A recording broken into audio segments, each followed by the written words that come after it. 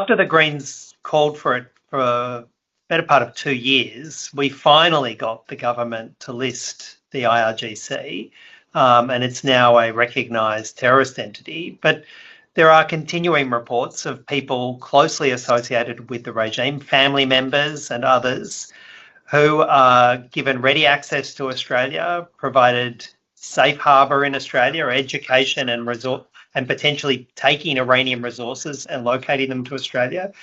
Every effort should be made to prevent that. The sanctions regime needs to broadly target not the Iranian people, but the regime, their family, their business and other associates. And I think it should be strengthened and broadened. First of all, it's shown again the extraordinary courage of the people in Iran across the country, different ethnicities, the breadth of courage that's been shown by the people of Iran and their obvious wish for freedoms and for the rights that we all take for granted in countries like Australia is inspiring. But it's also deeply distressing to see the brutality of the regime's response. The cutting off of the internet, I know, has really impacted many of our friends in the Iranian diaspora here in Australia. They're difficulty contacting their families, knowing if they're safe.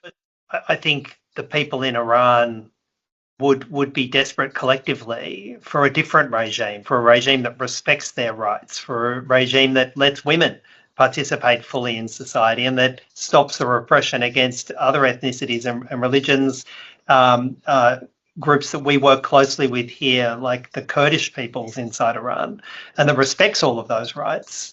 But of course, regime change is a matter for the Iranian people. It's not a matter for a Green senator or any other foreigner to be imposing regime change on Iran. But we should do all we can to ensure that we are delegitimising the regime and not supporting the regime and targeting sanctions against the regime and their close supporters.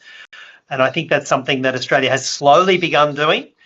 The Greens have been pressuring our government to do more in that space. We've slowly begun doing that. But obviously there's scope for more pressure against the regime.